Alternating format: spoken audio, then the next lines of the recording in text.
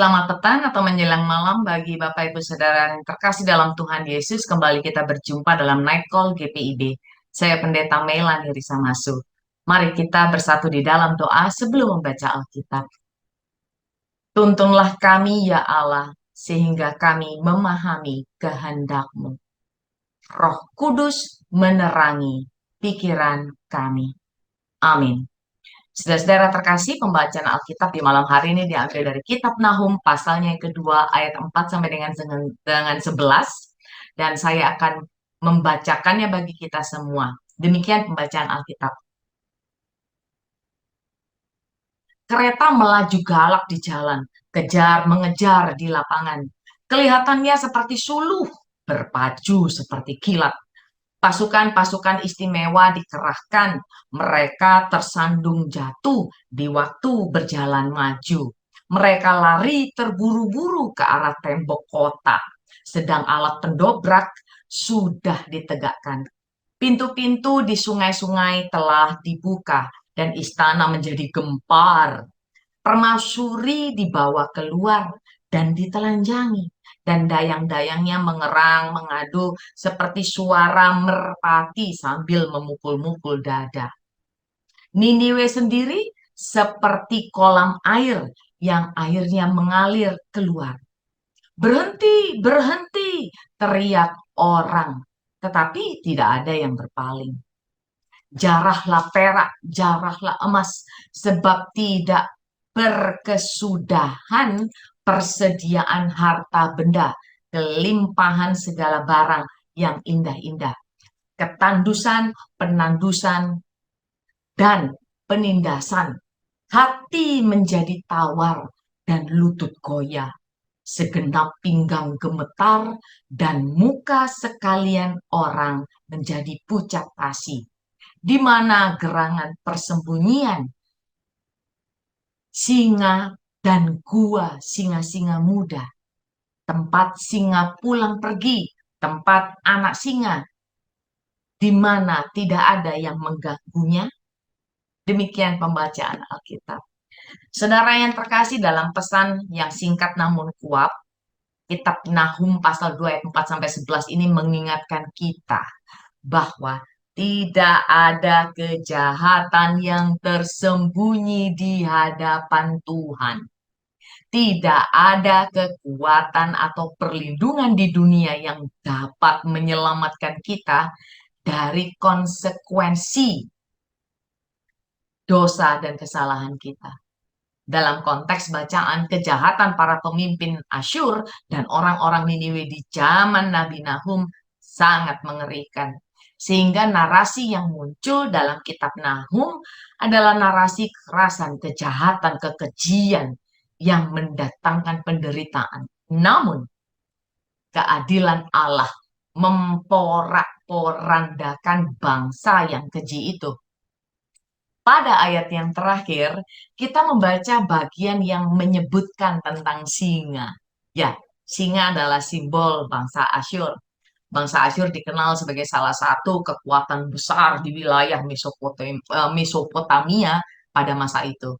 Dan simbol singa digunakan sebagai lambang kekuasaan mereka.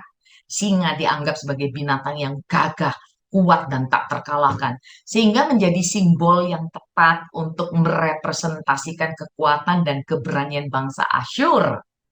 Simbol singa juga sering digunakan dalam seni, arsitektur, dan artefak Asyur. Dan ini dapat ditemukan pada banyak peninggalan sejarah mereka. Saudara terkasih, teks malam ini memperlihatkan bahwa simbol-simbol kuasa dan kedahsyatan bangsa-bangsa dunia yang keji dan lalim akan runtuh di hadapan Allah. Ada dua kata yang menonjol pada bacaan ini, yaitu keadilan dan kedaulatan Tuhan atas bangsa-bangsa. Saudara terkasih, dalam waktu kurang lebih 10 hari ya, kita akan bersekutu dalam perjamuan kudus di dalam ibadah Jumat Agung. Pertanyaan saya kepada kita semua, apanya yang agung jika hidup manusia di zaman ini, bahkan orang-orang Kristen, belum menunjukkan perubahan dan pertobatan. Ada pepatah, debu di seberang lautan tampak, tapi gajah di depan mata tak kelihatan. Seseorang lebih mudah melihat masalah atau kelemahan orang lain yang jauh di sana daripada melihat kelemahan dan masalah yang ada di depan mata sendiri.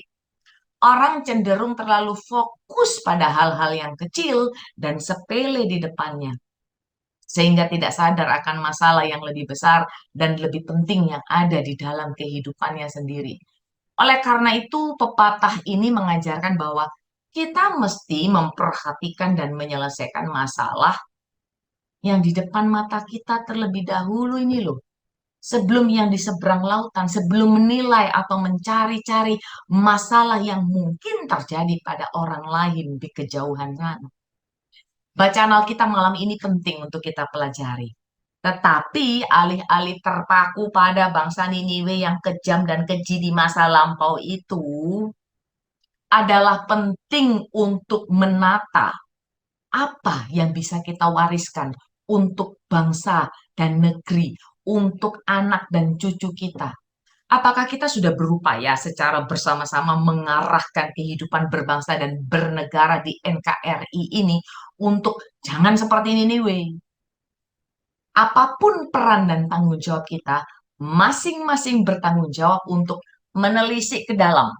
Apakah saya sudah berpartisipasi membangun jiwa-jiwa, membangun anggota keluarga saya, persekutuan saya, dan kehidupan bermasyarakat yang adil dan sejahtera itu?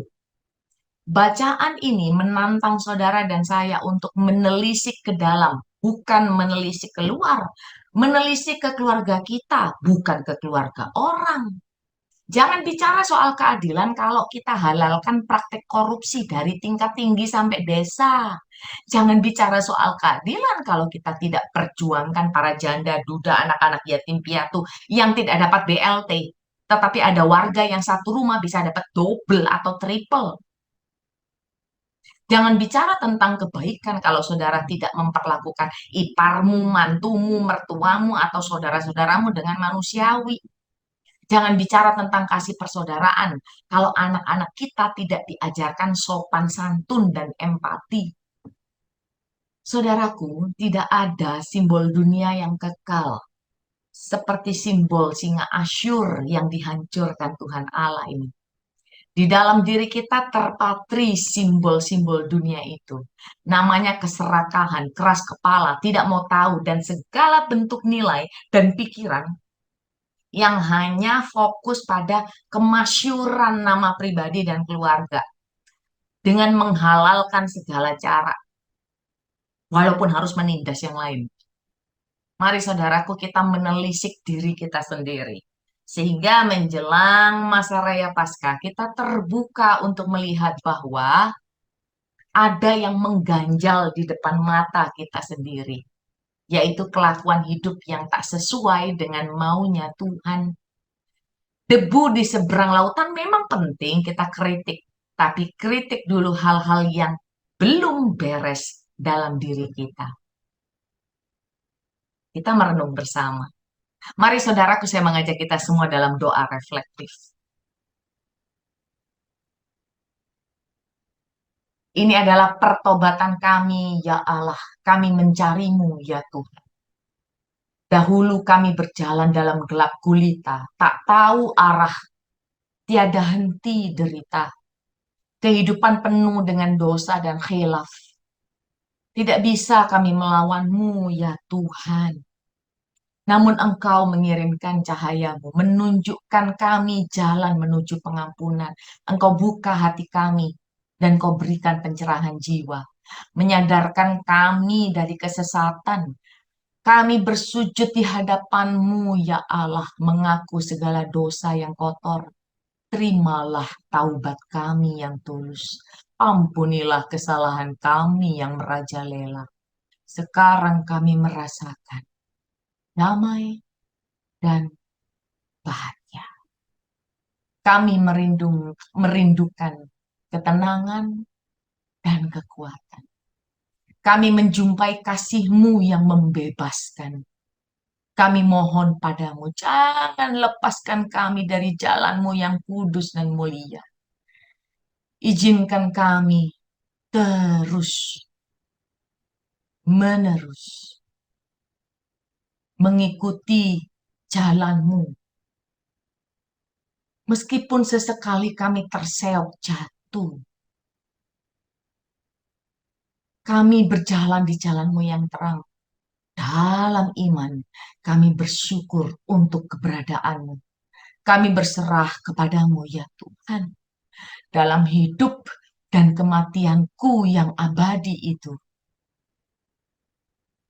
kami tak takut lagi, karena Engkau adalah pemilikku. Amin.